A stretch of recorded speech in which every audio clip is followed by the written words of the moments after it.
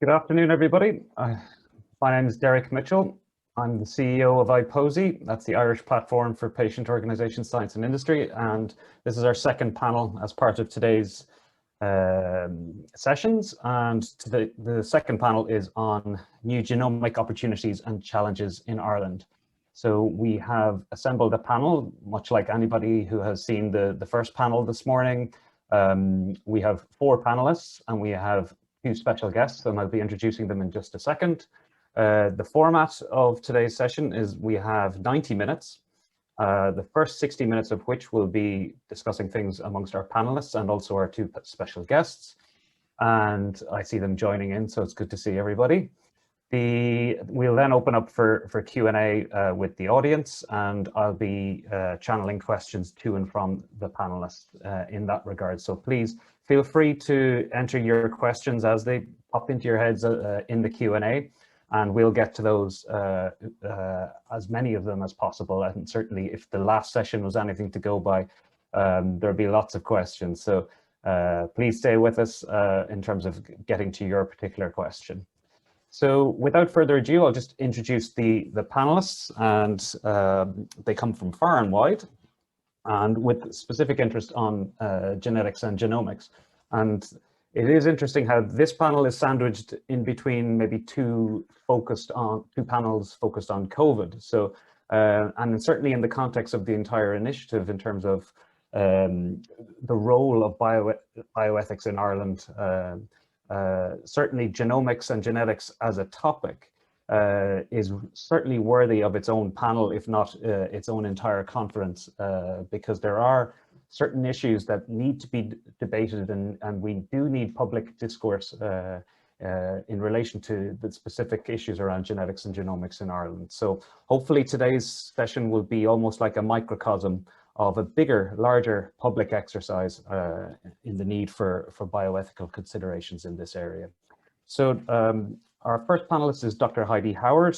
Heidi is a senior researcher at the Department of Public Health and Caring Sciences at the Centre for Research Ethics and Bioethics in Lund. You're very welcome, Heidi. Our second panelist is Professor Cathal Seoighe. He's the Professor of Bioinformatics at NUI Galway and also the Scientific Director of the SFI Centre for Research Training in Genomics Data Science. Welcome, Cathal. Our third panelist is Dr. Sarah McLoughlin, who's a research scientist at the School of Biological and Environmental Sciences in University College Dublin. And Sarah is also a patient advocate on the board of the Health Service Executive. Welcome, Sarah. Our fourth panelist is Professor Orla Hardiman, who's the Professor of Neurology in Trinity College Dublin and is a consultant neurologist at Beaumont Hospital. So welcome, Orla. Our 2 special guests are Laura Ruth Wugu, who's the founder of Sickle Cell and Thalassemia in Ireland and is the Chief Operating Officer of the European Sickle Cell Federation, and Professor Owen Smith, who's the Professor of Pediatric and Adolescent Medicine at UCD and consultant pediatric hematologist at Our Lady's Children's Hospital in Crumlin. So a wide and diverse panel, and hopefully we will have equally wide and diverse perspectives on the 4 questions that we have posed as part of today's session. So I'm going to bring in the first question, and I believe these have been communicated out in advance. But the first question really relates to almost kind of setting the scene for what we're going to talk about in more depth. And really it's about the challenges, but yet opportunities that exist in Ireland, in the Irish context, in genetics and genomic medicine. And really it's well identified that there are gaps in both the infrastructure and supports, but where are those challenges and opportunities, and how do we compare internationally? So to kick things off, I might just bring in maybe Orla to give us your perspective on this particular question.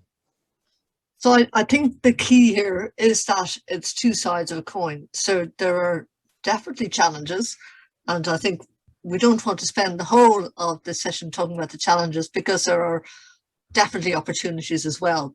So just briefly, the challenges are that we have been a bit behind the curve in thinking about genetics and genomics in Ireland. We don't really have a national genetics or genomic strategy, although we are training people through Professor Seoighe's group So there is a recognition that we're behind the curve, which is good. But our infrastructure is not really fit for purpose in this regard either. And that starts from how do we do genetic testing? How do we handle genetic information? If we do larger scale genetic testing, how do we deal with that information? How do we disclose information that maybe incidental information that we identify in the pursuit of a genetic test, and something else comes up? How do we disclose that? Who's responsible, where the liabilities are, how that fits into the existing health structure that we have, which isn't very well suited to information flow and rapid disclosure of information. And we have lots of experience of that in Ireland already, which we don't need to rehearse. So there are the challenges. Now, there are moves afoot to meet some of those challenges. Some of the challenges are structural within Irish society, and I'm sure we will discuss these. But there are also many opportunities, and I think we shouldn't lose sight when we discuss the limitations of our health system and our society. The next step in new treatments, I think, are going to be around genomics, and this ranges right from things like thalassemia and sickle cell anemia, where we know there's a single gene and it's a genetic diagnosis now, through to diseases that I take care of, where there's a genetic form of the diseases, right through to things like cancer biology, where lots of the new therapeutics are going to be around identifying therapeutic targets or potential new treatments that are informed by genetics.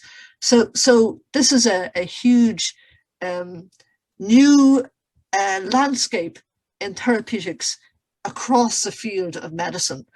And it's a really exciting time to be a clinician and a physician, because we're getting to a place where we have diseases that we couldn't treat up to now, where there's a really optimistic potential for treatments. And one of the diseases I work in, motor neuron disease, in adults we have a gene treatment that looks like it's beneficial. In babies, a condition called spinal muscular atrophy, we have a treatment that does work. So this is a really, really exciting time, notwithstanding the challenges and the difficulties that we have, which I'm sure we will rehearse well during the panel discussion today. Thanks, Orla. Really short and succinct. So I might bring in Sarah to maybe follow up on that and to give us your perspective. Orla talked about being an exciting time to be a clinician. Would you share that? Well, I'm not a clinician, so I wouldn't share that aspect of it. But yeah, I think this is an incredibly exciting time to not just to be a scientist in this area, but also to be a patient, because there are so many opportunities and there is a lot of hope that we can understand diseases or conditions that previously were just a closed book and we had no understanding of it. So I think there is enormous opportunities with this, with any of these technologies, with genetics or genomics, and I think there's so much yet to come.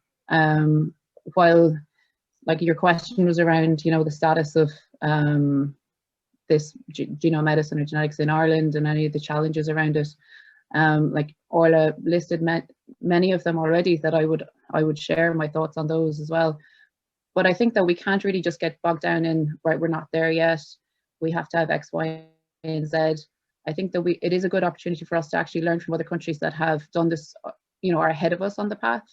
And it's a good chance to have these conversations so that we can look and see what would actually fit the Irish system the best, and the Irish public and the Irish patients.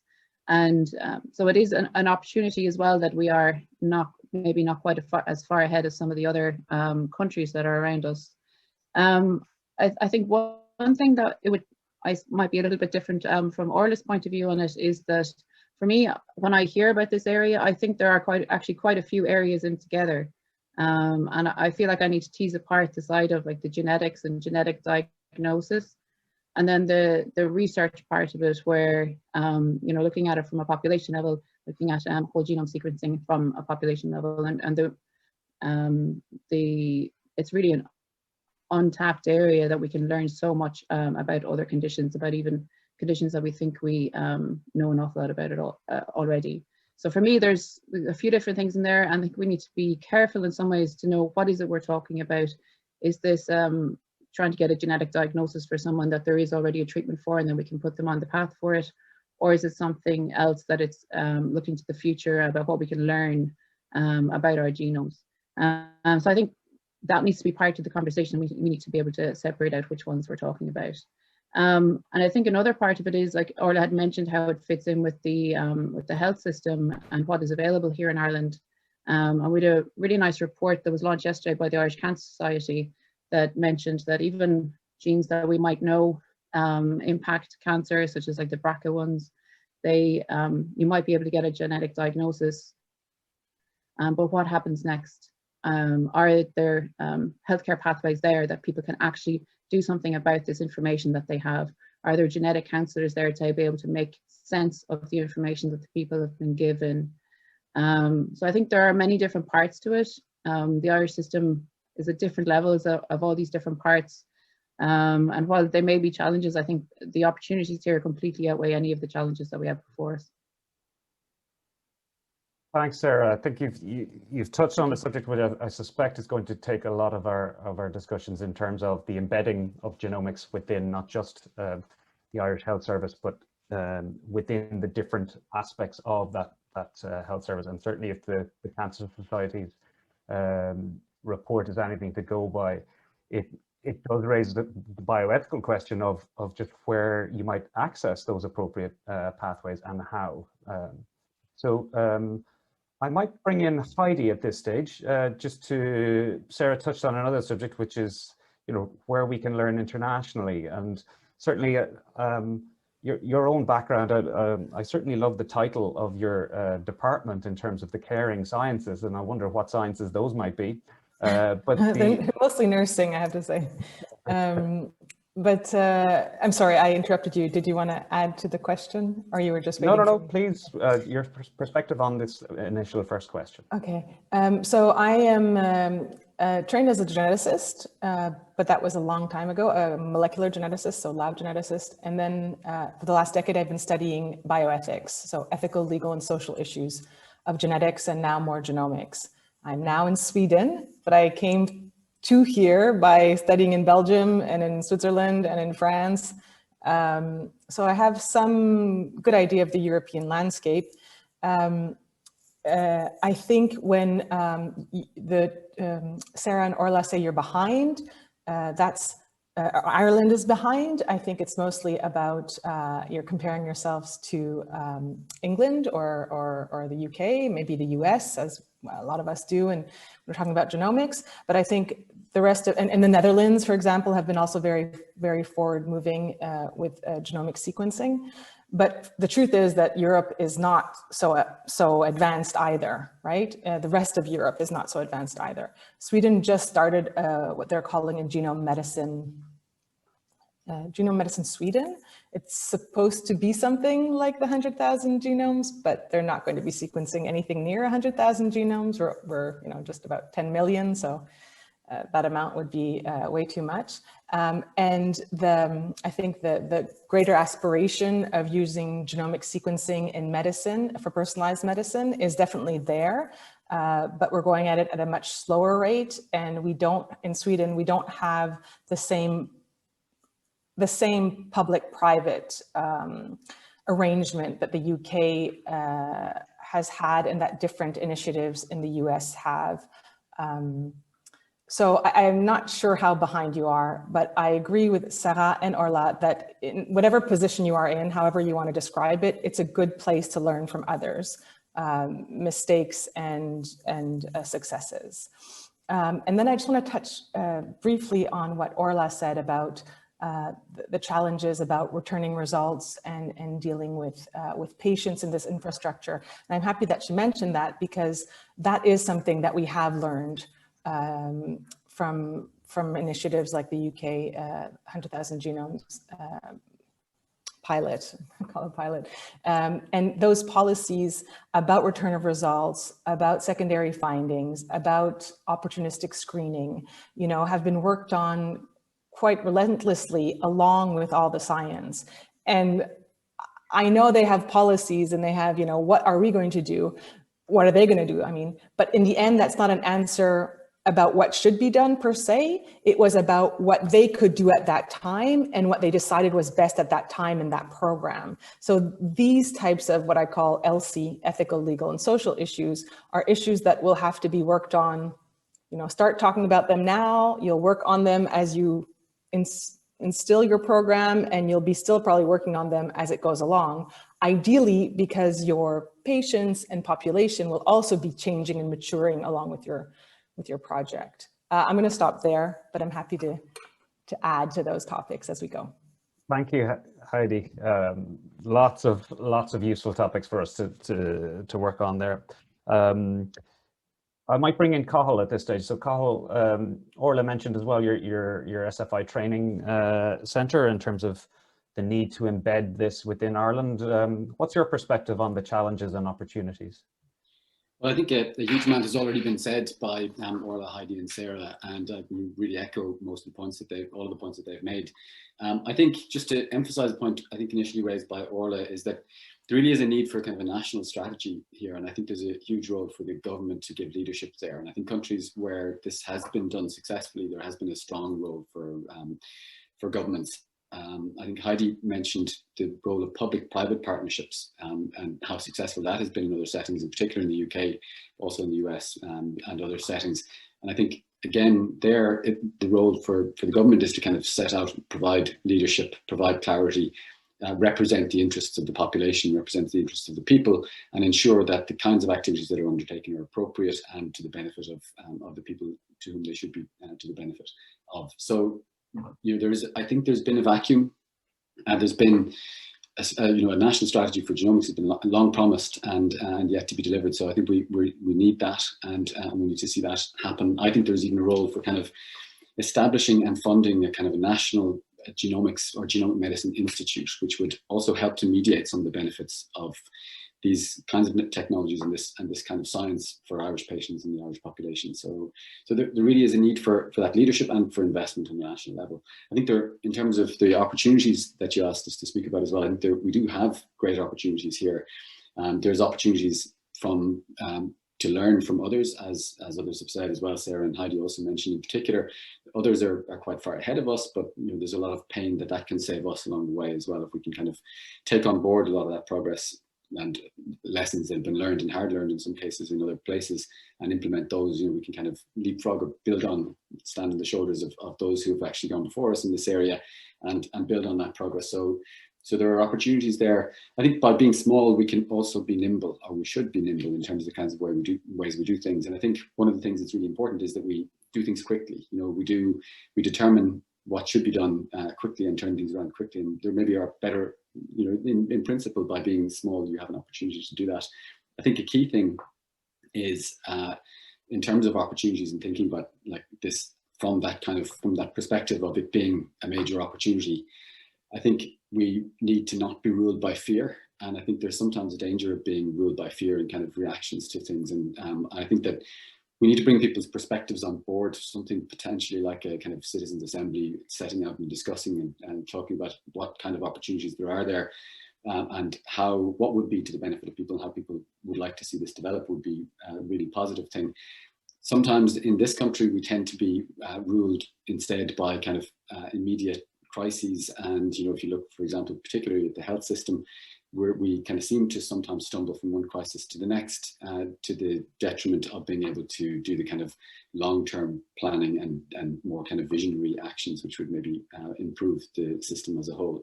So that again is kind of in a sense being ruled by fear. The discourse up to now in Ireland hasn't always been entirely positive about genomics, and that's been, I think, partly about some of the ways in which it's played out, but I think largely as well because of that lack of involvement of government in terms of showing leadership and ensuring that the interests of the Irish population and patients are well represented at that level. Thanks, Cathal. You touched on the whole area of how if this national strategy and leading to capacity, if it's going to be built, that we certainly are going to need the public to trust it. And I think there are several questions about how we might go about do that, and Heidi has touched on that as well. I might go into the second question, because that kind of, I think, will bring out a little bit more in terms of that perspective, in terms of how this can be built and in what way.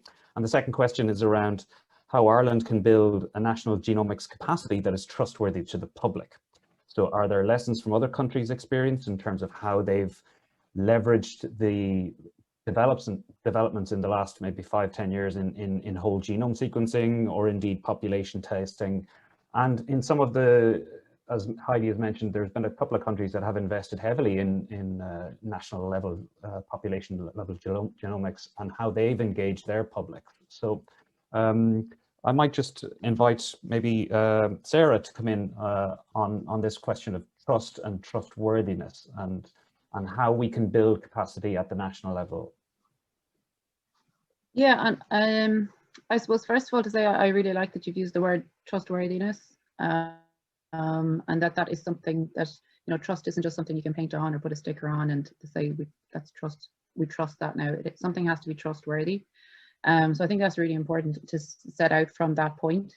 But I think that this area is really no different to any other area of either healthcare or research where the public and the patient are involved in it, which is, you know, every aspect of it. So in terms of trying to build trustworthiness or ensure that it's there, the same things apply. You know, there needs to be transparency, there needs to be engagement. Cathal made some really great points about the levels of engagement and involvement with either the public or the patients, the people that would be directly impacted by it.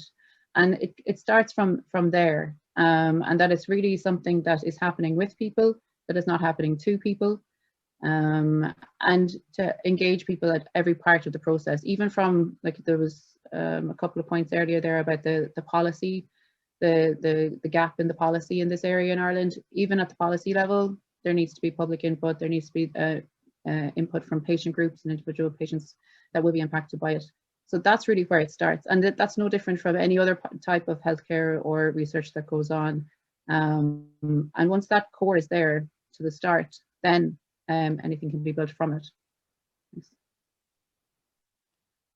Thanks, Sarah. One of our special guests is Laura Ruth Wugu. Laura Ruth, do you have maybe a perception or a perspective on maybe the trustworthiness of the Irish health system to be able to build something like this? I think that trustworthiness has to be both ways. The patients or the public have to trust in the science, and they have to trust in the people providing it. That's the clinicians. But at the same time, the clinicians or the science people have to provide the information that is needed for the community or the patients to be able to understand exactly what genome and all sequencing and editing is about, for them to gain that trust. You also have to consider the cultural background of various communities. So diversity and inclusion in decision making or in genomic editing is important, because various communities have various beliefs relating to research, relating to genomics, relating to editing, and you also have to consider religion. Religion plays a huge part in this area as well. So understanding the background and the historical influences in people's lack of trust in areas of genomics or genomic editing research is important, and that is the only way you can be able to have them participate or have trust in whatever is being offered. So there is a lack of that, especially, for example, in our community, in the African Asian community, there is always a lack of trust in research. People don't want to share their information, but they also don't know what their information is going to be used for. At the same time, they don't trust what is being designed or produced or edited because they don't have the information. There is no communication, proper communication and provision of information for people to understand exactly what is gene editing, what is genomics, what is it going to do for me, what is it going to change. An example I would provide would be about the vaccines at the moment.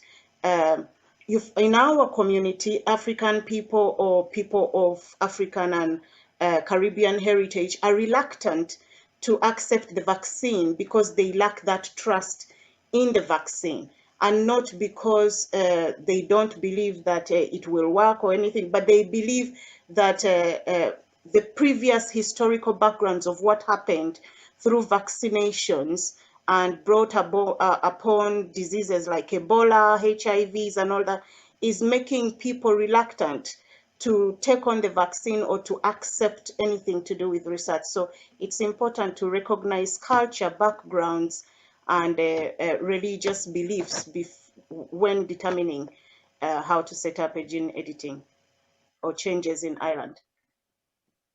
Thank you, Laura Ruth. It's really welcome to hear that, and I think that certainly if there's lessons to be learned from this panel for the next panel in terms of vaccines and public trust, I know that there's going to be lots of thought about that, and certainly it brings up the question of the inclusivity of not just research approaches but also of involvement approaches, and how we're currently doing that in Ireland.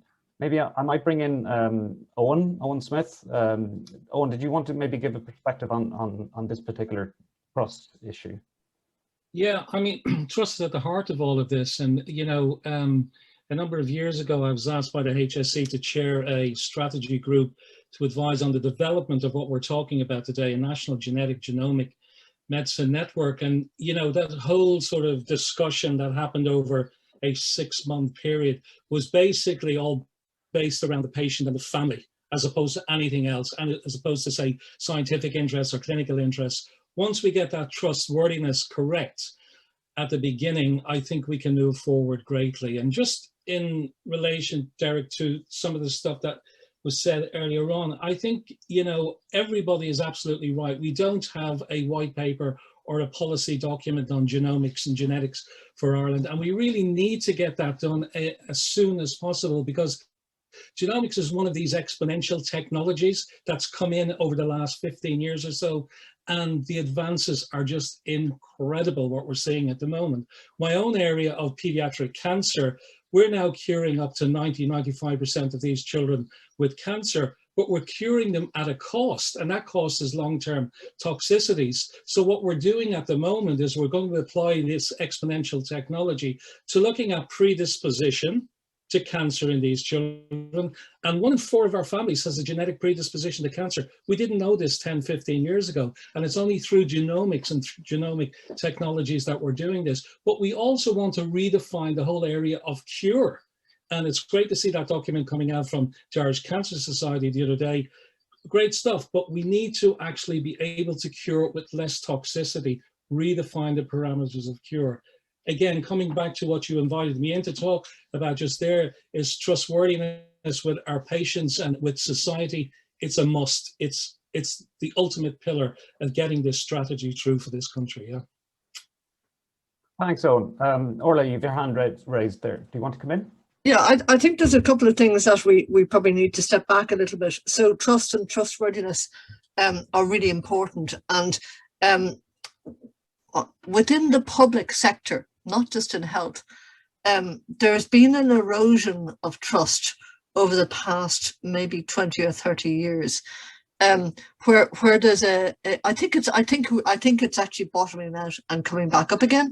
But I think that during most of my professional life, there's been a perspective that public is bad and private is good, and public is not trustworthy and not efficient, and private is good and agile and lean and efficient. And I think one of the things that we need to do within the public health system, but particularly within the public health system, is to recognize that erosion of trust and start to build and demonstrators of trust. Actually, I think the COVID pandemic has helped that quite a bit, because we haven't done a bad job in dealing with incorporating trust into how we develop the system. The second thing that I just want to bring in is the idea of a national genomic centre, and the idea of something that's trustworthy in that context. And if you think about that within the Irish context, that needs to be an integration between the sort of work that Cathal does, and the sort of work that Sarah does, and the sort of work that Owen and I do. So we need a system or an infrastructure that marries the scientific endeavours and the fantastic breakthroughs that are underway by people like Cathal and Sarah, into the delivery of that by people like me and Owen. And that really, we don't have a tradition of this, and it goes back to what I said about trust. We don't have a tradition of this in Ireland, and it's really to our detriment. So we don't have, for example, something like is available in the UK, a National Institute of Health Research, where the combination of clinical science and basic science drives excellence. And if we are to develop something like a National Genomics Institute, it really needs to be built in the context of a type of NIHR, and that involves us as academics and us as clinicians, and the educational institutions with which we associate to work together. So it would involve a combined effort of the Health Education Authority and the Department of Education, the Department of Health and the HSE, and probably also the Department of, now it's Department of Higher Education and Research. It was up to quite recently the Department of Jobs and Enterprise. But those three policy formulators and funders need to come together if this is going to really work properly. So I think we need to really engage with the idea that this should be public, and it should be integrative, and it should include all of the remit that we talked about around, that Laura also mentioned around engendering trust. And there's one other point I wanted to make, which is something that I think Owen brought out really well, and actually Laura brought it out in a contrary position, which is that the perspective that we have around genomics is really nuanced. So we can have a discussion today at citizen level, and if we have a citizens forum, we can have a discussion at societal level about what we think about both the benefits, the challenges, and the bioethics surrounding genomics, genetics, and the next steps forward. But if you walk into Owen's clinic, or you walk into my clinic, and we have a discussion with people about genetics and gene therapies, the perspective is completely different, because there's a very real and immediate discussion to be had in our clinics by people who have a lot of skin in the game. And so I think the perspectives and nuanced positions, we really have to probably parse those out at the level of where I work and Owen works, which is I have a gene variant that makes me or my family likely to get a horrible disease. Please fix me. At one level, to the level that Laura's talking about, which is, I know I have a gene variant, but I don't trust the system to fix it, because you might turn my children into mutants. So it's a very, very complex and nuanced place, but we have to recognize, reflect, and respect the different perspectives, because they're not all the same, and it's not going to be a one size fits all. And I think the ethics and the bioethical discussion around this from a caring perspective is really important, because it's really nuanced. Thank you.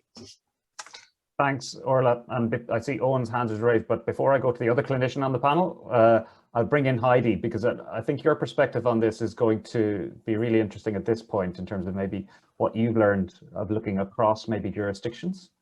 Yeah, thank you so much for that. And thank you, Orla, for bringing that up. So we're trying to use the word publics. You could say stakeholders, but sometimes that's it's a word that alienates people. So we're using the word publics, meaning, you know, that there's not one public, that there's a lot of different publics, even lay publics. There are patients, there are parents of patients, there are different types of stakeholders that have a different stake in what we're talking about. So indeed, we're seeing very different views there. And I don't think, and we need to parse it out, absolutely, as Orla said. One thing, though, that I've learned in discussing with different stakeholder groups is that everybody is looking for to do good, right? To something that benefits stakeholders, but they're the values underneath them, underneath that doing good, are a little bit different, or the extent of them are different. For example, I was speaking with a mother of a child who has an ultra-rare disease at a seminar that we were giving on ethical issues of gene editing. And she told me, Heidi, it's not that I don't care about the ethical issues, but first I want a therapy for my son. And I don't want that therapy to hurt anybody else or hurt my son, but first I want the therapy. So, you know, they're very aware of the different issues. And it's not that anybody doesn't care, it's just that it's on a different gradient in their value system. And then I'm just going to say one more thing and pass it on to Owen. It's about the trust. You know, we've done a lot of empirical work on that, myself, but also other teams. Anglo-Saxon world, there's loads of articles, empirical articles on surveys or interviews with different publics about trust. And I think the latest one and the biggest one that I think we'll be finding out other data on them is from Adam Middleton, and I'm actually part of that project as a statement of conflict of interest. And they saw that there was a lot of trust in their sample. I think their Anglophone sample is maybe 7,000 people from the UK, Canada, the US, and Australia. And they saw high levels of trust for medical doctors, lower for researchers in the public domain, lower for researchers in the private domain, and lowest of all in governments. So it will be interesting to see if we can look at that data and see if there's a big Irish contingency. You might want to look at that a little bit more. I can tell you right now that it's probably the same in Ireland, yeah, and okay. As the chief executive of a charity, I found that our own particular role in these rankings is particularly low. So something for us all to learn about. Owen, I'll bring you back in and then we'll go to the next question. Yeah, just quickly, I totally agree with Orla. We need to reestablish trust within the public sector. And I think we can do this. Back in the late 1980s, 1990s, then, you know, everybody will remember the haemophilia community. I was the national director from 95. And there was huge lack of trust in, you know, factor concentrates because of the problem with HIV and hepatitis C, and then we have a thing called the Lindsay Tribunal. But the one thing that came out of Lindsay, which was fantastic, was the establishment of a National Haemophilia Council. And this was one of the reasons in my report I suggested to HSE that we develop a genetic and genomics medicine network council that would have statutory instruments and would protect everything going forward within the public domain in terms of genetics and genomics. It's worked out beautifully within haemophilia. I would say now this country is probably in the top 5% within the world in terms of haemophilia comprehensive care delivery. So there are ways around. I agree with Orla. Yeah? So there are examples here. We don't need to actually always look outside of the country. So thanks, Owen. Unless any of the other panelists want to come in, or the special guests want to come in at this point. Yes, Sarah, go on. Can I just come in quickly? And I just wanted to echo and I suppose add to a couple of the points that have been made already. So Laura Ruth had made some very good points about, you know, the engagement with the different communities and what the science actually means to different people, and the nuances around that. Orla had mentioned that as well. And I guess that really comes back to having really good engagement and engaging, like we've seen with the pandemic, where science communication has been really important, but also how it can fall down. And so bringing people in and understanding what individuals or patients or families or groups, what they actually need and where they're coming from, that is at the core of the start of the conversation with them. It's not that the scientist or the organization or the health service has information that they just want to hand out to people. It's about understanding where the patient or the individual is coming from and to start the conversation there. And then just on the second point, like Orla had mentioned it as well, and I think it really comes into any of the trust building, that there are different kinds of voices, and the lived experience is something that really needs to be part of any kind of conversation. It needs to be recognized that someone that has a condition, or a family member that has a condition, they have incredible experience in that condition that nobody else really has. And it's very difficult, if not impossible, to get an understanding of that unless you have the person that has walked in those shoes in that room and actually giving that information.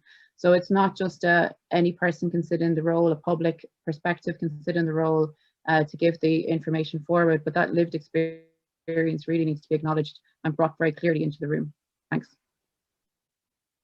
Thanks, Sarah. Cathal, want to come in there? A quick point before we move on to the next question, which is specifically in relation to something that Laura Ruth mentioned in terms of the connection between public understanding of science and trust and trustworthiness. And I think that's an important connection from my point of view. We're often kind of under pressure, and rightly, to contribute to public understanding of science as scientists, and certainly my own PhD training program.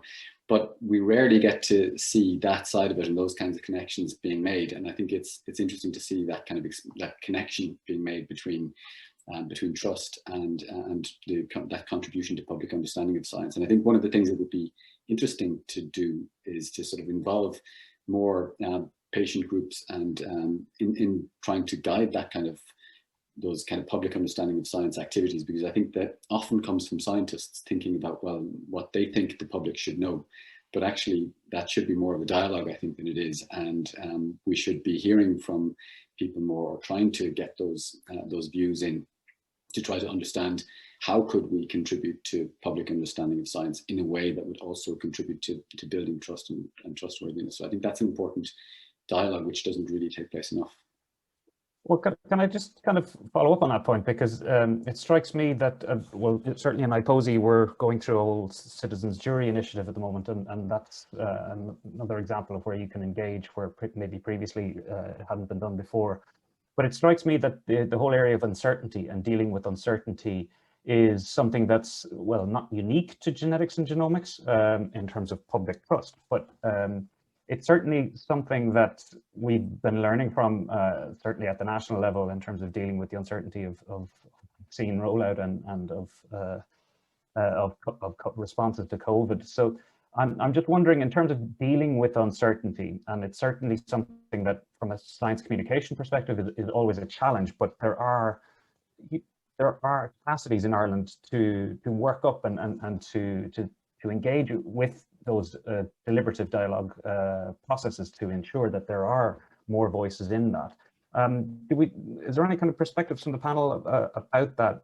Orla, you have your hand up high. Yeah, no, I think it's a really interesting idea, the concept of dealing with uncertainty. Actually, from just a neuroscience, psychological point of view, humans we're not programmed to do well with uncertainty. Actually, that we know that's well established. But I think that the dialogue and the discussions around, for example, what's been happening with the vaccination rollout, to my mind, raised an issue around the relationship between certainty and trust.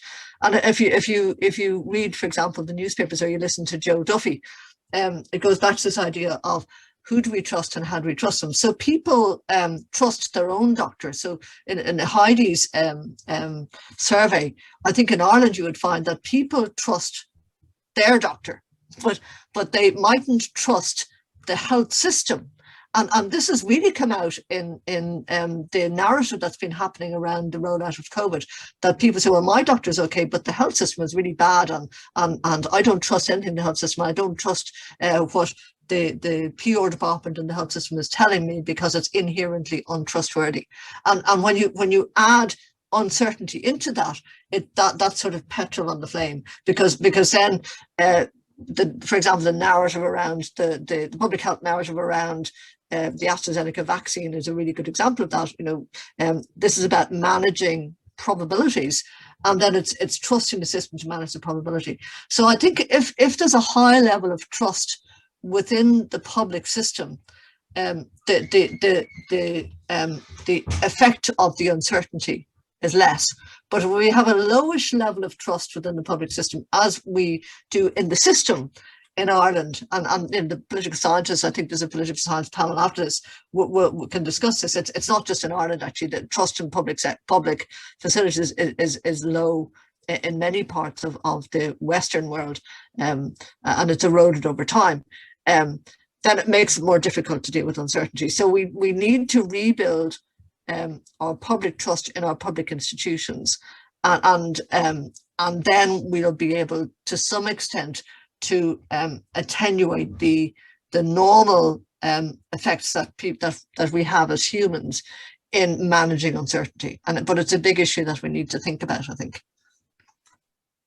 Okay, I know I've probably opened up a can of worms there as chair, but maybe if I do my role as well as I possibly can and go to the next question, and Laura Ruth, I know you wanted to respond to that, but maybe you might bring that in the next question. So the next question is kind of leading on from that in terms of building on the essential building blocks of what a national genomics strategy, capacity, institute, whatever you want to call it. But the purpose of today is to talk about maybe the bioethical principles that should be used in the context of dealing with the kind of uncertainties around the sharing of genomic and clinical data, the consent processes. So the question really is, how robust or how effective are the procedures currently in place for the? We heard the examples given of the challenges around return of incidental findings and feedback of results, but also what's striking coming through from some of the questions is the role of genetic counselling and the lack of genetic counselling services in Ireland, and what roles and responsibilities underpinned by bioethical principles need to be, I guess, better supported in Ireland to ensure that we do have that trustworthy system. So there's a lot in that, but I'm just wondering if anybody would like to kick it off about the ethical principles, and maybe we can take it from there. Heidi?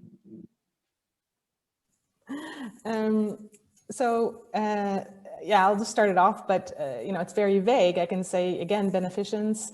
I had, when I prepared my answer for this, I had also said transparency and a focus on uncertainty. So those were the principles that I had looked at. Of course, in there's also honesty, and there's, so you can flesh those out more and you'll find other principles. But in the interest of time, I just want to explain a little bit more about the idea of those three principles: beneficence, transparency, and focus on uncertainty.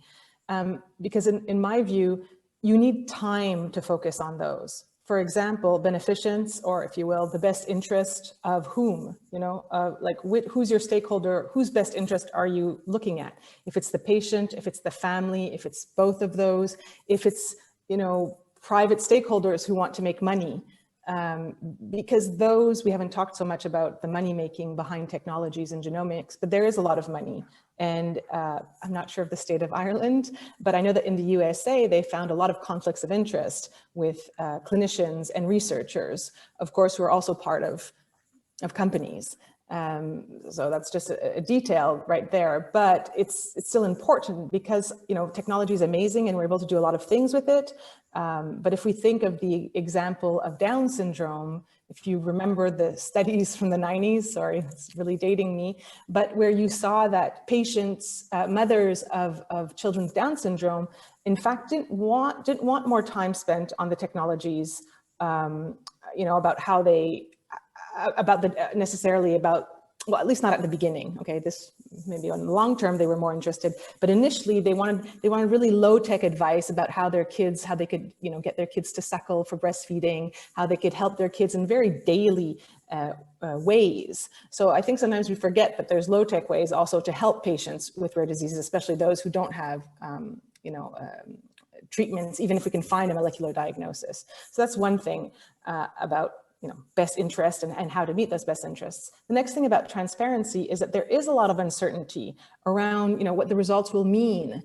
Some results now, some variants are, variants of unknown significance at the moment, and maybe in 6 months they will have significance, and then they will be reported back, maybe or maybe not. I don't know what the policy looks like, and that takes time to explain uncertainty.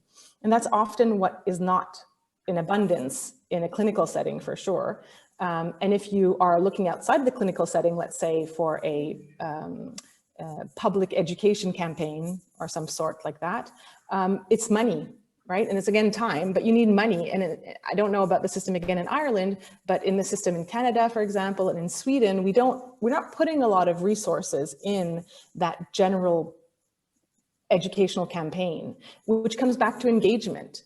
So the engagement of these different publics really needs to be done in a systematic way, in an ongoing way. So you mentioned earlier, Derick, you're a citizen jury, which is an amazing process usually. I hope it's that way for you too. And the only other countries that I know have done it at the moment, well, in some form or not, England did it also for a couple of genomic technologies, but I know that Belgium went through a very specific process of a citizen jury that was, over 3 months long with experts, and there are 36 members. I don't know how many you have of the 25. Public. Okay, yeah. And it's a very expensive and very time-consuming approach, which doesn't mean that we shouldn't do it at all. It just means that we need to plan for it. And I don't think it's been included in research budgets. It's not included in pilot projects. And I think, as Laura Ruth has mentioned, it needs to be, right? Because you want the voices of all of these communities. They're not just going to call you up and give you their ideas and their feelings about things. You really need to go get them in a systematic way. And once you engage them, you need to talk about all these uncertainties, which usually leads to more talking, and that takes more time and more money. I'm going to stop there. Thanks, Heidi. I think you've given a really good basis for the next 20 minutes conversation, at least, certainly in the topic of beneficence. I think we'll bring that up under the last question. And transparency is certainly something that I think we can certainly improve on, not just in Ireland, but I think in other countries as well. Does anybody else wish to come in on that? I'll open it up.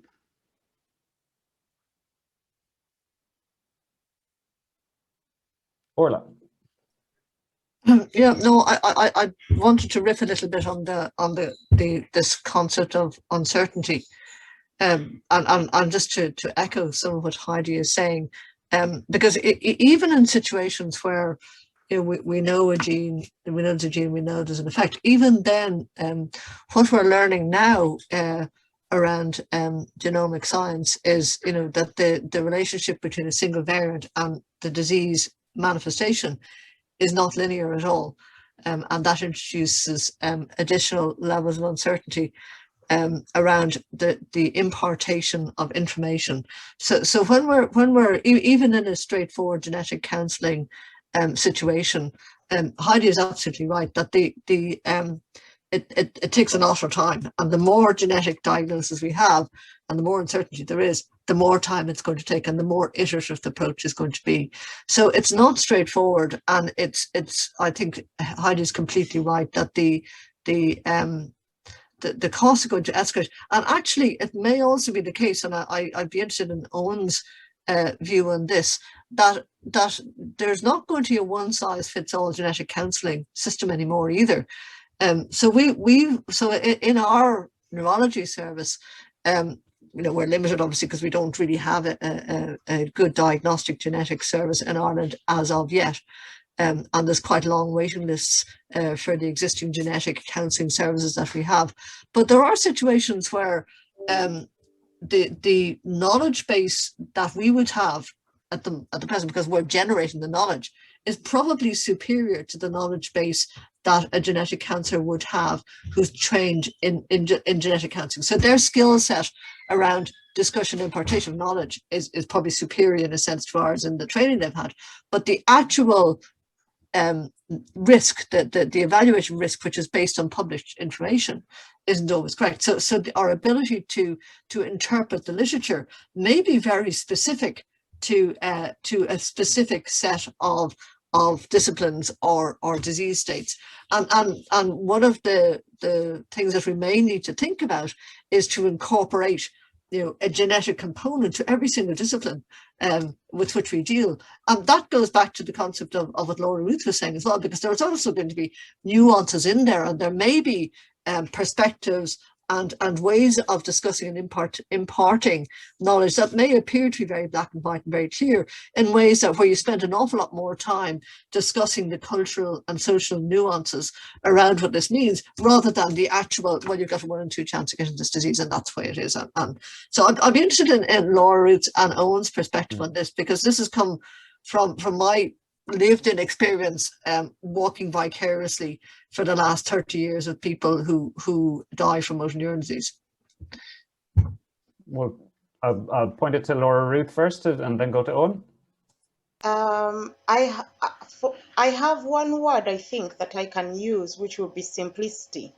I think we also have to understand that the words that are used are too big for some lay people or an ordinary public person or a patient. When you talk about genome editing, I'll be very honest with you. I know gene editing. I had to find out what genome medicine meant. So when you add genome and medicine, you confused me. But when you say gene editing, I understand that. So you have to compare and look at the general public or the patient. When you're saying gene editing or genome sequencing or all these big words, they may be scared of the big word and they may not understand what you're saying.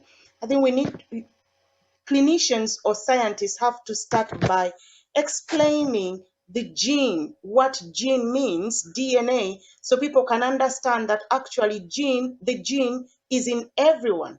And from that point, to also understand that gene means you can pick it up from any of your parents. For example, rare diseases.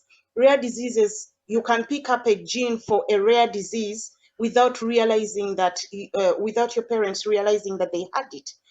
And the myths of saying that, let's say sickle cell is an African disease is wrong. And saying cystic fibrosis is an Irish disease is wrong, because that's the perception we have, that cystic fibrosis will not affect us because it's for the white people. And then sickle cell is for the black people. Those thoughts and ideas around genetics are wrong. It's to try and educate people, give them the knowledge and understanding that genes means that you can pick a gene.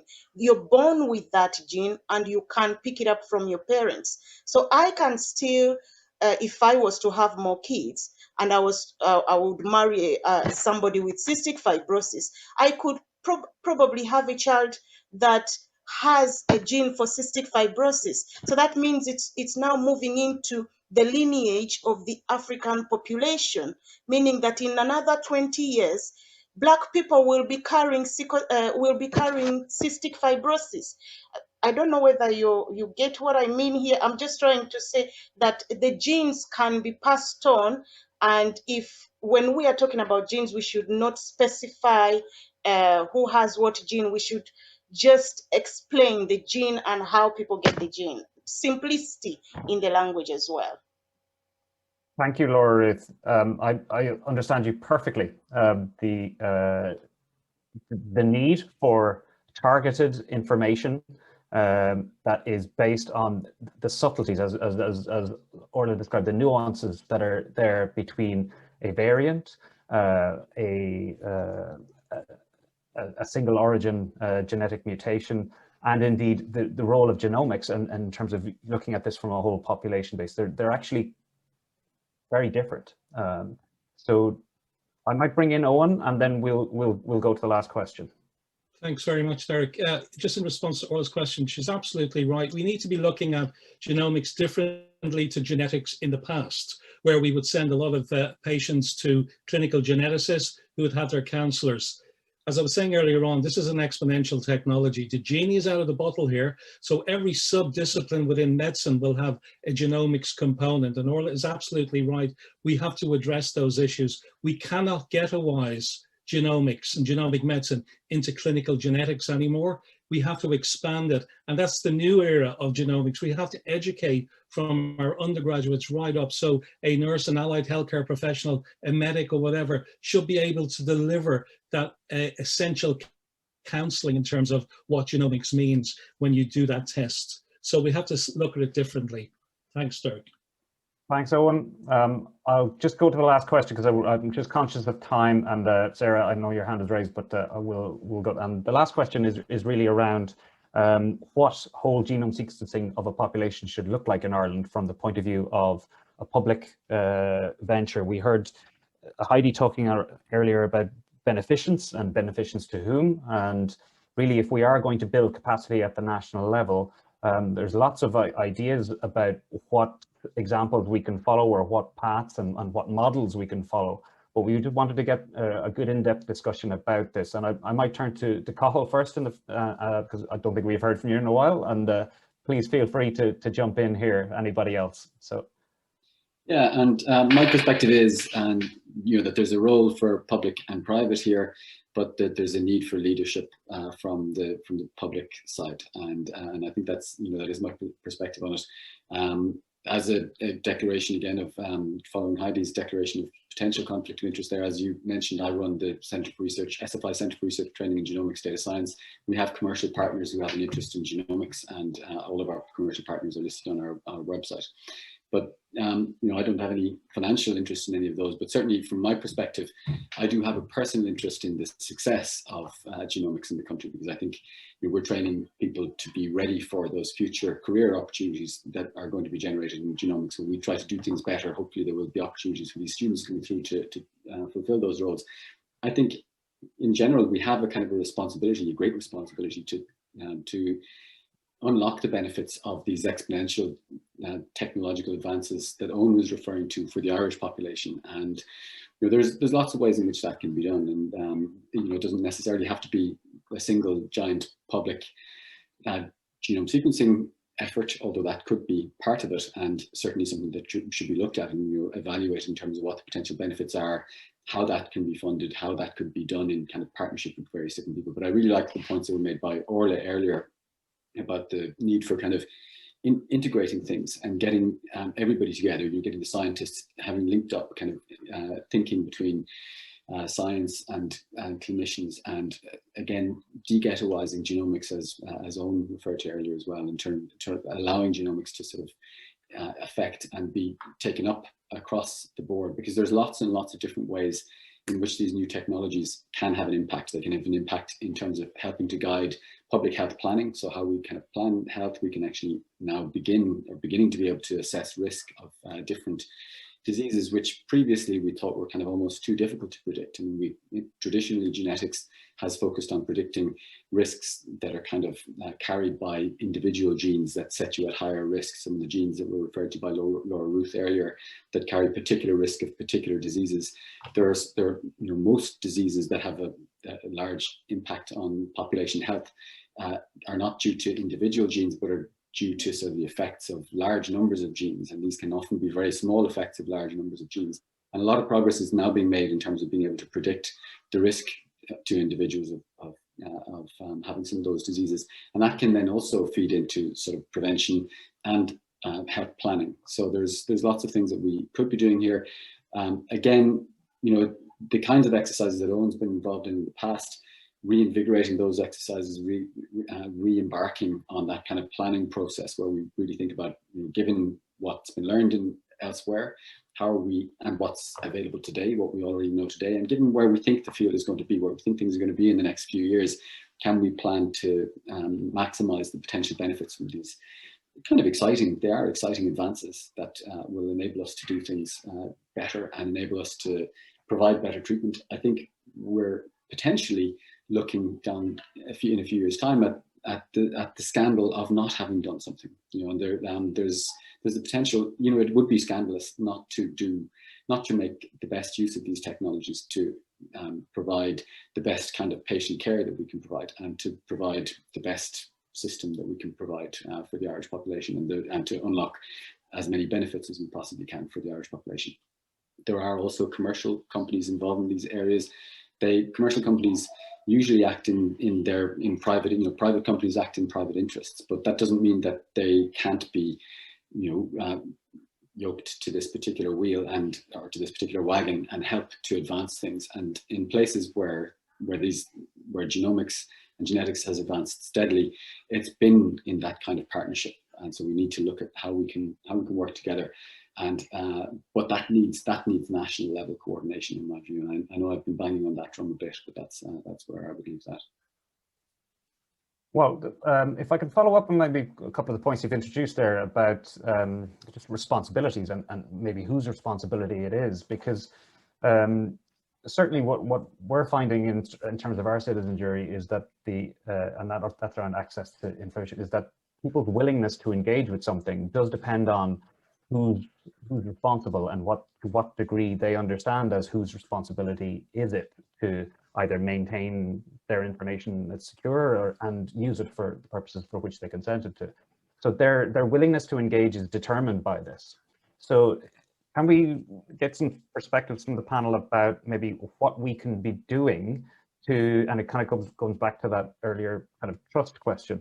If it is to be a public-private partnership, and I don't wish to go into what business models might suit Ireland or that, but are there certain principles that we need to embed into that, and certain responsibilities, even from a public perspective, that should be incorporated into that? Does anybody wish to come in on that?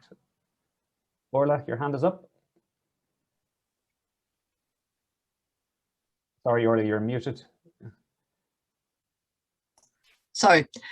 No, I just to sort of discuss that in a little bit more detail and who's responsible. It goes back to the concept of benefit, who benefits as well. So it's at the moment part of the problem, which I think has come out of this discussion, is that there's a bit of a vacuum at the moment, and so because of the vacuum, we've had a bit of a wild west of people coming in and engaging in ways that are not possibly as transparent as we would like them to be. So first of all, there's a responsibility, and I think at societal level, to make this as fair and as transparent as possible. As Heidi said, that's really important.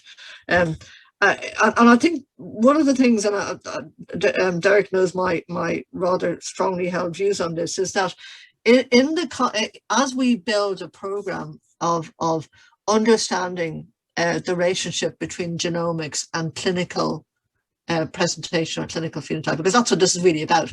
As Cathal said, the genome is really interesting, but it's a code, and the genome, linking the genome to what is happening to the person, and Laura Ruth is talking about this as well, is really where it's at. And so understanding the relationship between the genotype and the clinical presentation is really where the progress is going to be made, either at a biological level, the presentation at cellular level that's targetable, or the presentation as somebody walks into the clinic. And one of the things that we sometimes forget about when we're thinking about this is that the people who make the clinical judgment, or the people who process the information of somebody walking into a hospital room or a hospital clinic, with a set of things that are happening to them, and the interpretation of that into something tangible that then we link back to the likes of Cathal or Sarah is an investment that has been made at us as citizens in a public domain at societal level by educating the likes of me and Owen. And so one of the things that we need to remember, if we're building a program of genomics in Ireland, that every citizen in the Ireland, every taxpayer in the Ireland has skin in the game here, because we all pay for this. And we pay for the investment that's been made in the clinical interpretation just as much as we would pay for the investment in the genome sequencing. And in that context, the beneficence of that needs to come back to the public domain. So if you think about this at societal level, it's not just about who pays for the sequencing, it's about that body of tacit knowledge that is providing the interpretation that is publicly owned, because the public owns me. I'm a public servant. My salary is paid by your taxes. So I have an obligation to do my best as a public servant, but we also have an obligation to utilize the value of the information that I bring to public good. So to my mind, that's a public ethical issue, that if I'm contributing my clinical know-how and the investment that's been made in me as a clinician to the development of an understanding of a genomic sequence, then there should be a corollary benefit back to society to that effect. So that's one thing that's really important that we sometimes forget.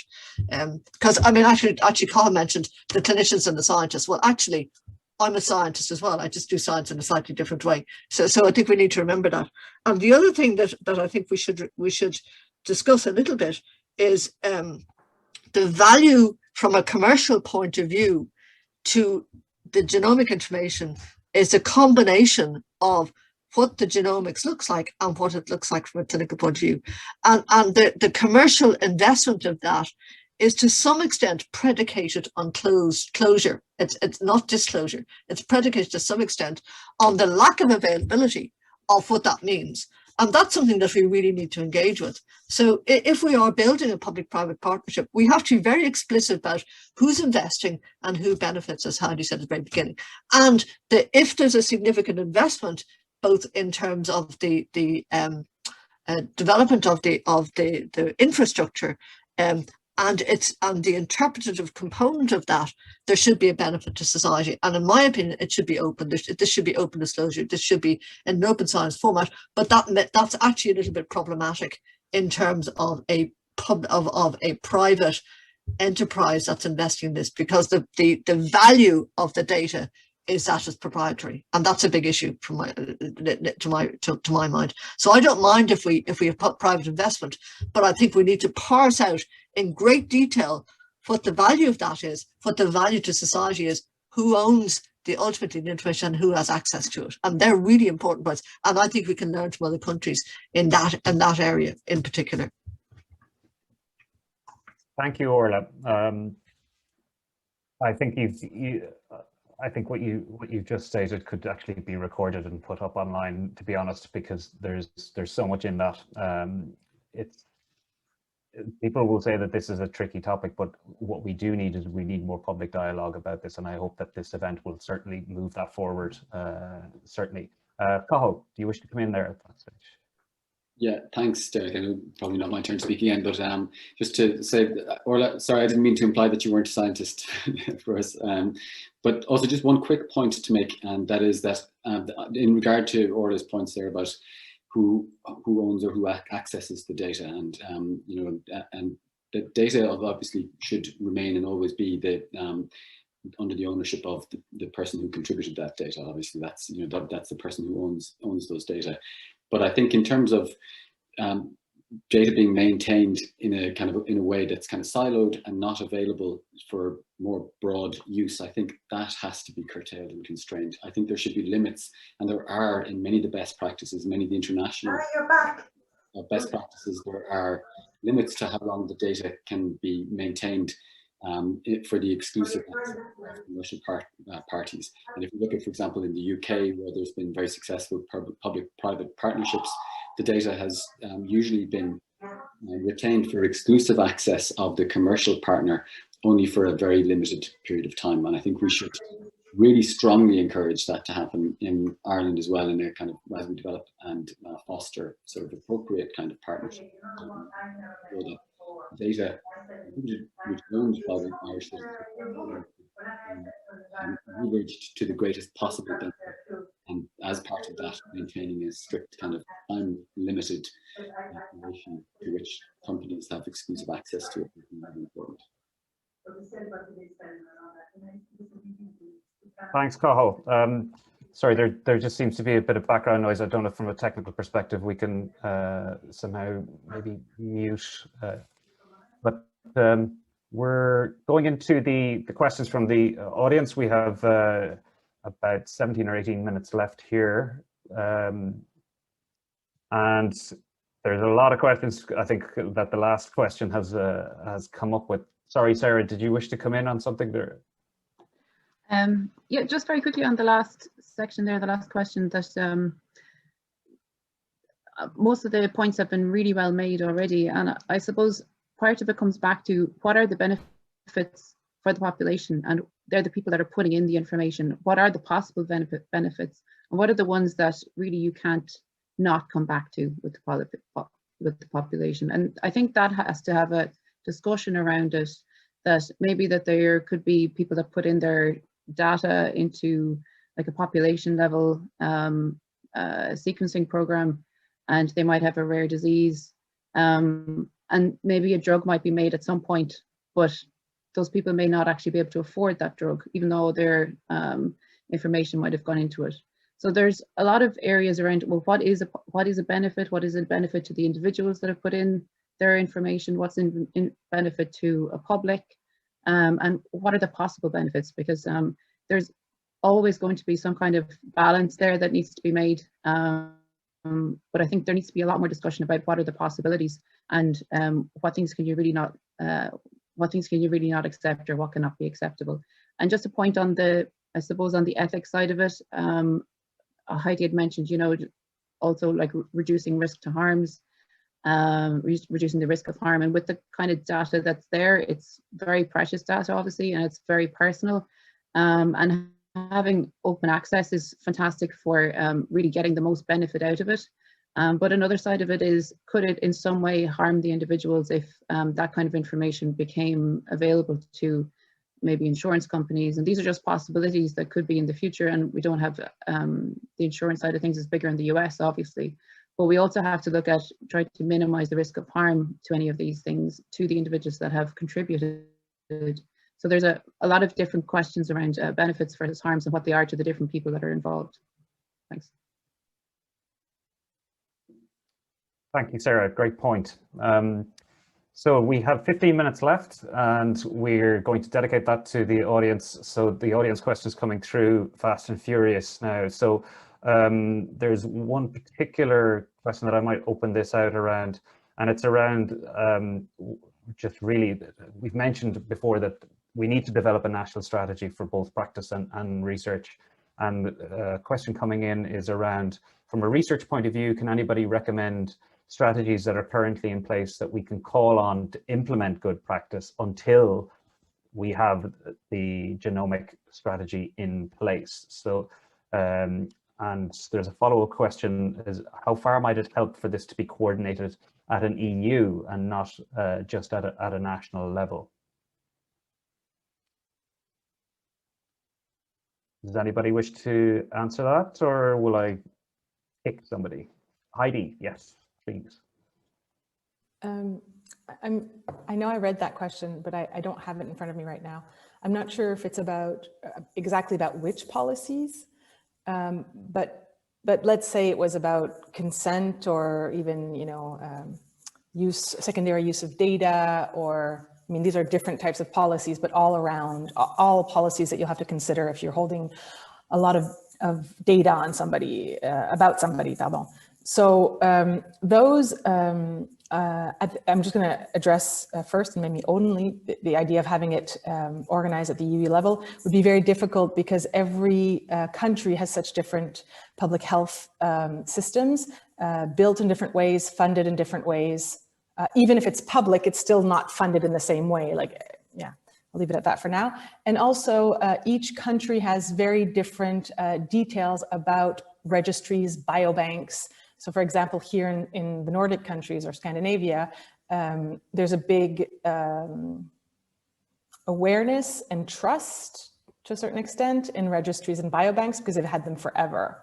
So everybody knows that their data is somewhere to be used. And that impacts how the health system then decides to obtain informed consent about secondary use of data. And that's not the case. It's not the same system in every country. So having something EU-based would be difficult. Of course, there could be minimum requirements at the EU level, but what has happened, I can tell you, in the last 10 years is that each country, you know, figures it out on their own. And there are best practices, as I said before, that are happening as we go. And so we could look, for those so inclined, at some guidance from the European Society of Human Genetics. Again, disclaimer, I am part of their ethics committee. We can look, if you know, from guidelines from different professional societies that are coming out over time. And I can tell you that, you know, things are being revised as we go. But yes, we can start, or you could start there. And again, in different regions, I'm not sure how it is in Ireland, but I know in Sweden and in Germany, for example, different regions would have different criteria. So again, even having a national approach is okay, to start with, but then there would have to be different detailed approaches. Thank you, Heidi. Owen, do you wish to come in there? Yeah, just very briefly, I think I agree with everything Heidi has said there. We cannot adopt a European state and apply it here for genomics. For example, GDPR, which is supposed to be the same across the European Union, it's not. Its interpretation in different European states, totally different. We have to develop within. We can look outside to get guidance, but we need to develop this program within. Okay, thank you, Owen. So another question coming through is in the area of more broadly speaking, rare diseases, but also genetic literacy. So the idea that we not only need to be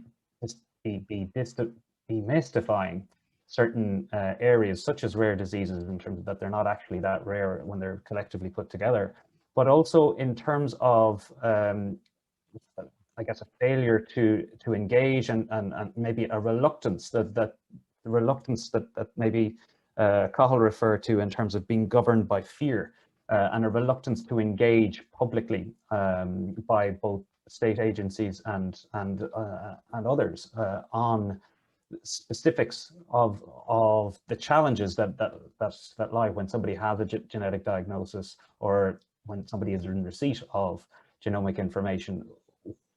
Where do they then go? How can they be supported? So is there anything that maybe people want to come in on that particular question? Orla? I think reluctance is the wrong word, Derick. I mean, I think that that rare diseases it's only in the recent past that we've begun to recognise the importance of rare disease, and there are two reasons for that, I suppose. One is that as we become more aware and literate and at a societal level about disease, and we've done well in terms of managing the things that used to kill people, and we're more cognizant of things that are a little bit more challenging now. That's one thing. But another thing is that rare diseases and diseases with a genetic component are of interest now because they're the first stage for genomic therapy. So they're of commercial interest now. And notwithstanding the concern that I raised a few minutes ago about the impact of commercial for-profit entities, that's something that's really important because that is going to be the first level of where we're going to implement new gene therapies. So I don't think it's a reluctance. I think many of us were trained, or the training was around managing the commonest things from a health economic point of view. If we have a health system that's really struggling to deliver very basic things for people at societal level, in seeing the value of investing in things that are a little bit rarer can be a little bit difficult sometimes. So I think that has to do with just the limitations that we've had up to now, and in delivering healthcare at societal level and looking at the health economic cost of the commoner diseases rather than rare diseases. And that's just as a sort of an aside on this. There's a national dementia framework that's been developed, which is really good, but it's primarily around the dementias of older people, like the Alzheimer's diseases, and the rare diseases are a little bit de-emphasized because they're not as health economically important. So that goes back to my point earlier that I was making, that if we had a combined entity that, like a UK NIHR, where we had embedded into the delivery of care that's societally beneficial for the greatest number of people, that we could also embed into that a sort of a research entity or a component that is less valued on its health economic benefit at a macroeconomic level, and valued to the benefit of the largest number of people, even if they're disenfranchised by having a rare disease.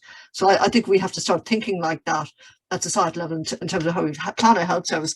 And the best way to do that would be to integrate, like I said, into something like an NIHR, because the health service at the moment will be driven always by waiting lists and the maximum benefit for the maximum number of people, and people who are less likely to incur a massive cost to the state will be left behind. Thank you, Orla. We've got 5 minutes left and we've got plenty of questions to get through, so I'm just going to start picking people, to be honest.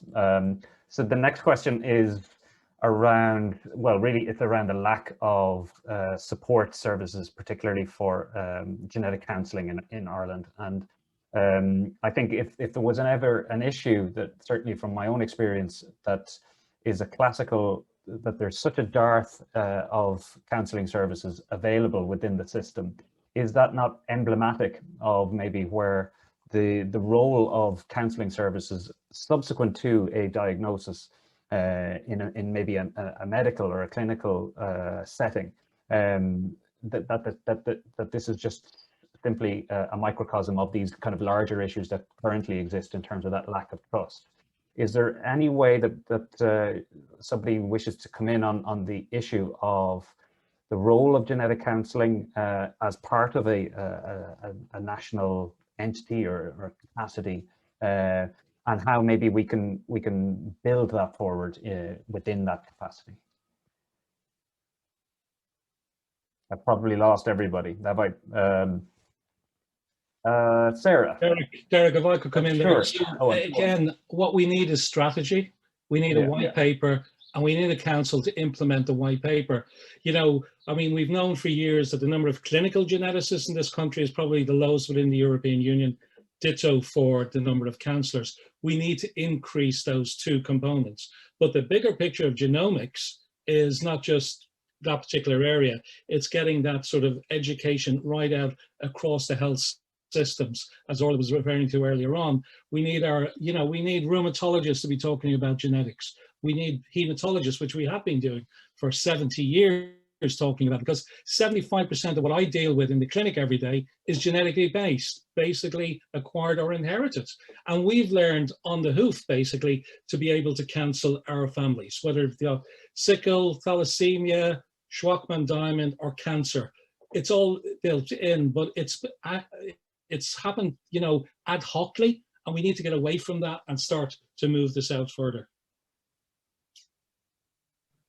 Thanks, Owen. And I can just come in a little Sarah, bit. yeah.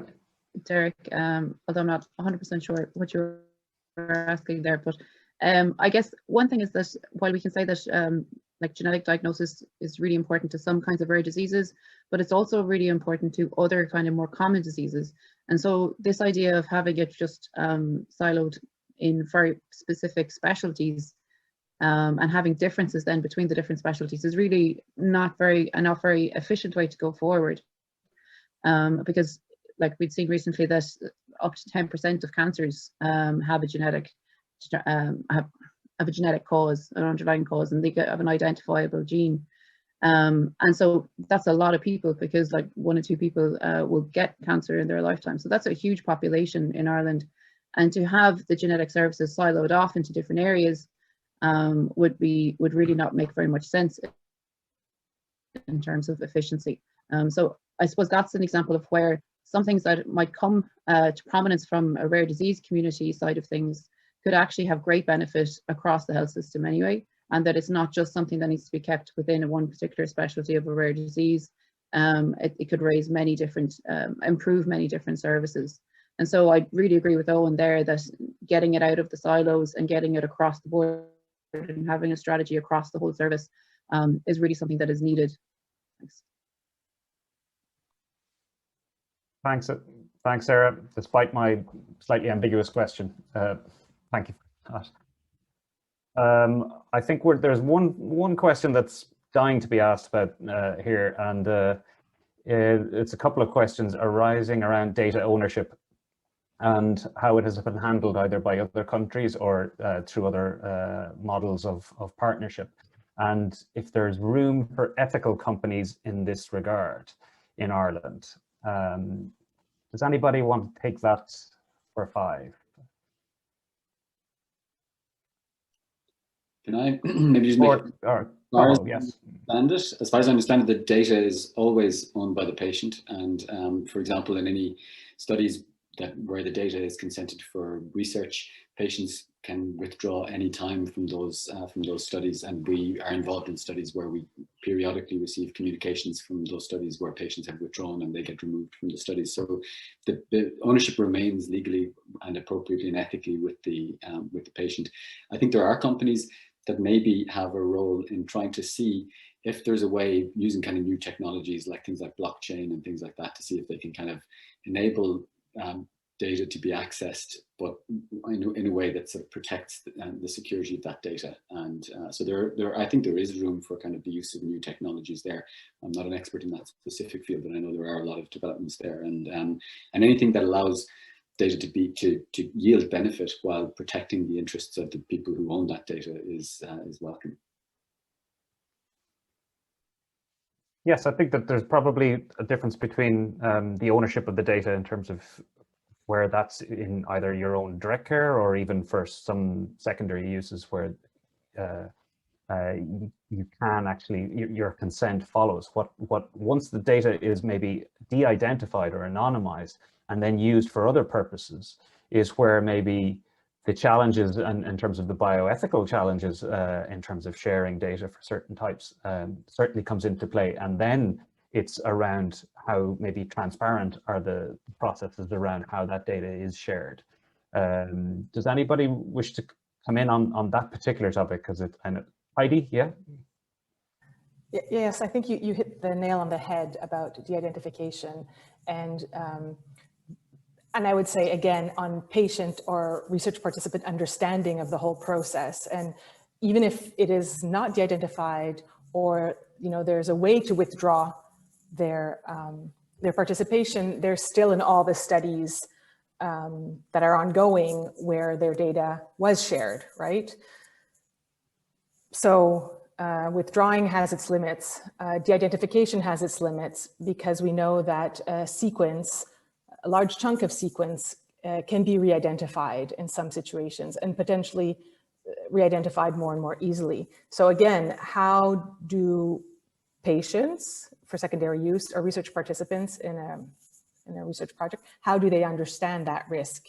Again, needing time for explanation and time to see if they understood and what they understood. So that is maybe an investment that could be made in the long run that would increase trustworthiness, just to close the loop on our topics. Yeah. Thank you, Heidi. We are over time, and but certainly personally speaking, I've loved this conversation. I think we've touched on so many important topics, not just for genetics and genomics in Ireland, but certainly for the next panel and in the context of today. So with that, I'd like to thank personally our speakers and our panelists and our special guests. I'd like to thank all of the people who've posted questions and who have participated. There's a couple of hundred of you out there, but so thank you all for joining us, and until the next session, we'll see you all soon. Thank you.